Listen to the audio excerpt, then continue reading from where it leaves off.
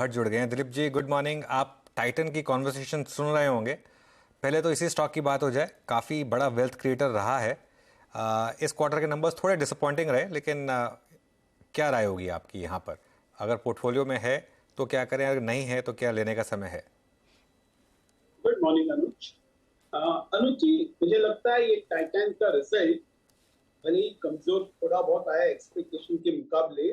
और मैंने जिस तरह से सुना उन्होंने एक दो रीजंस भी दिए, लेकिन जो स्केल पे वो काम कर रहे हैं, ये बहुत स्वाभाविक है कि एक दो क्वार्टर शायद मिस हो जाए तो कोई बड़ी बात नहीं है। लेकिन अभी भी इसमें एक इन्वेस्टमेंट करना चाहिए। अगर आपको आपका कोर पोर्टफोलियो बिल्ड करना है तो उसमें टाइटैन जरूर होना चाहिए। यहाँ से ऐसा है कि टाइटन शायद नेक्स्ट 2 to 3 years में will still give significantly above average returns और मार्केट को जरूर आउट परफॉर्म करेगा। मुझे पर्सनली लग रहा है कि शायद यहाँ से एक 18-20% कंपाउंडेड सीएजीआर रिटर्न्स दे सकता है वो नेक्स्ट 2 to 3 years। और इसको जरूर एक पोर्टफोलियो में रखना चाहिए। बिकॉज अगर आप देखें कि उसके आईवेयर है, वॉच सेक्शन है, फिर जो नए सेगमेंट में जा रहे ज्वेलरी की तो बात ही अलग है, लेकिन सब सेगमेंट में gradually they are coming becoming a lot more profitable. और अभी जो सारी का भी जो नया बिजनेस किया है उन्होंने, I think that also gradually will come into play. और जिस तरह से ये द एंटायर स्ट्रक्चर बना रहे हैं, Titan certainly can give a big returns in the years to come. तो टाइटन बड़े रिटर्न्स आपको आगे दिलाएगा। Dilip ji, good morning. ये जो इम्पोर्टेड कंसर्न्स भारतीय बाजारों पर हावी हुए हैं और जो करेक्शन देखने को मिला है कलर आज में, फार्मा कंपनियां फिर से फ्रंट फुट पर आ गई हैं। हमने वैसे भी यहाँ पर देखा था कि अर्निंग्स में बेहतरी की उम्मीद जग रही थी। आप क्या अपना एक्सपोजर इस स्पेस में बढ़ाएंगे कंसिडरिंग नंबर्स में इंप्रूवमेंट है और ऑफ कोर्स एक डिफेंसिव स्पेस है ही? आपने कौन सा सेक्टर बोला? फार्मास्यूटिकल। हेलो दिलीप जी, आवाज आ रही है मेरी आपको? मैं अच्छा। फार्मास्यूटिकल्स की बात कर रही हूँ, औरोबिंदो, लुपिन, सन फार्मा। हर्षदा जी, मुझे लग रहा है कि शायद pharmaceuticals have already come back into the reckoning. अगर हम देखें कि इस साल फार्मास्यूटिकल इंडस्ट्री में से काफी अच्छे टॉप 5-6 कंपनीज ने काफी अच्छे रिटर्न दिए हैं and Sun had just reached the multi year high. मुझे लग रहा है कि शायद यहाँ से in terms of packing in pharma, मुझे लग रहा है दिवीज एकदम फोर फ्रंट में रहना चाहिए। दिवीज में शायद यहाँ से भी वो आने वाले 3-4 सालों में मल्टी बैगर की उम्मीद कर सकते हैं, क्योंकि जिस तरह से उसको जो अपॉर्चुनिटीज मिले हैं यूरोप में because of the problems in Europe, और जिस तरह से उसके पास जो स्पेयर कैपेसिटी है और जिस तरह से वो मैन्युफैक्चर कर सकता है वेरियस मॉलिक्यूल्स, मुझे लगता है DB certainly looks the pick of the lot. और यहां से भी लग रहा है कि सन फार्मा में भी जरूर देखना चाहिए।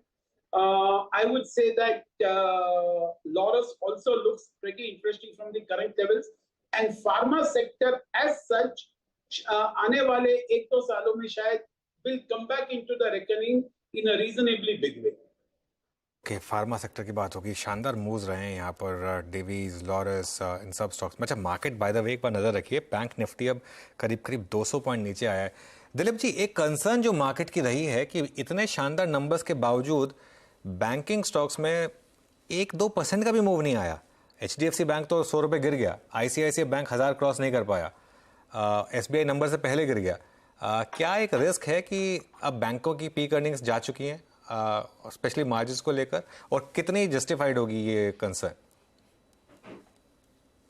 आई थिंक बैंकिंग ने जरूर एक अच्छा परफॉर्मेंस दिया है विदाउट एनी डाउट। और वो जो गुड परफॉर्मेंस जो हमने देखा पिछले साल के थर्ड और फोर्थ क्वार्टर में, वो फर्स्ट क्वार्टर में अच्छी तरह से कंटिन्यू हुए हैं। अगर ये मान के चले कि NIMS have peaked out, possibly yes. अगर ओवरऑल कंपोनेंट भी देखें कि एक रिटेल सेक्टर है जो बहुत कंट्रीब्यूट कर रहा है, और विद इन रिटेल जो पर्सनल लोन है, जो क्रेडिट कार्ड का सेगमेंट है, जो जिस तरह से जो अनसिक्योर्ड कहा जाता है, वो एक काफी अच्छा ग्रोथ बता रहा है और जहां पर निम्स बहुत अच्छे हैं। और जिस तरह से आरबीआई भी नजर रख रही है ओवरऑल, तो लग रहा है कि शायद ये एक सेक्टर के ऊपर रिस्क वेट जरा बढ़ा देंगे उन लोग। That is a very much a possibility. लेकिन ये भी एक फैक्ट है कि most of the stocks except for HDFC काफी अच्छे मूव बता चुके हैं इस साल, और शायद ये रिजल्ट के ऊपर थोड़ा बहुत प्रॉफिट बुकिंग बहुत ही स्वाभाविक है।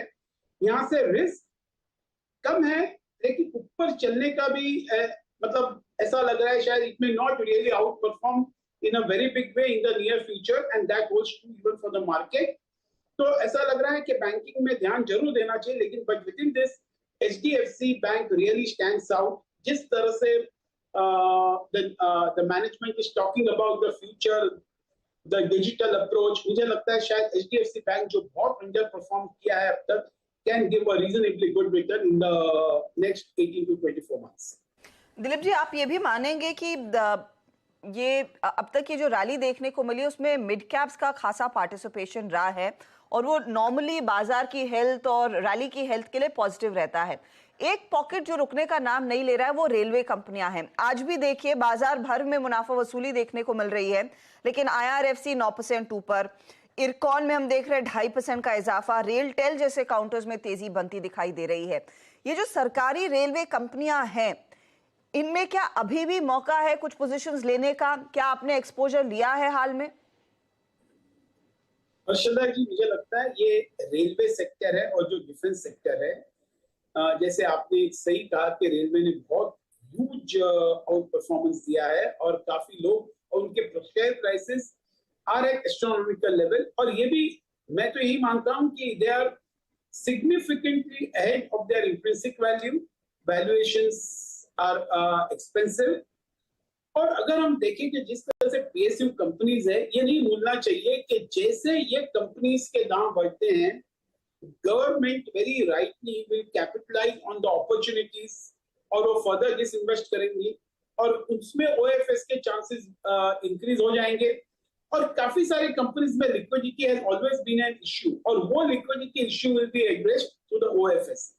तो यहाँ से एक सावधानी जरूर एक्सरसाइज करना चाहिए। One should be cautious.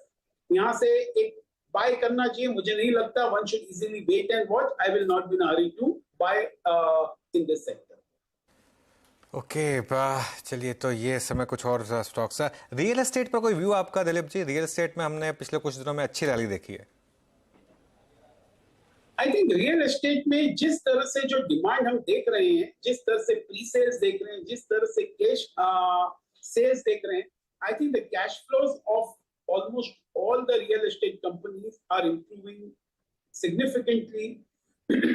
Relatively debt burden काफी नीचे आ रहा है। तो ये whether we talk about frontline like DLF, Oberois, Godrej, और even if something like Sobha और प्रेस्टीज, आई थिंक इन सबके balance sheet are in reasonably very good shape. और जिस तरह से जो विजिबिलिटी है और रियल एस्टेट का जो ओवरऑल ब्रॉड मैक्रो विजिबिलिटी लग रहा है, real estate will continue to do well even from the current levels. So I think some of these frontline companies like Macrotech, DLF, or whether it is Prestige, I think certainly इसमें यहाँ से भी एक reasonable return की उम्मीद की जा सकती है, and we expect the performance to continue to be good over next 12 to 15 months. Dilip जी, बहुत बहुत शुक्रिया जुड़ने के लिए हमारे साथ, और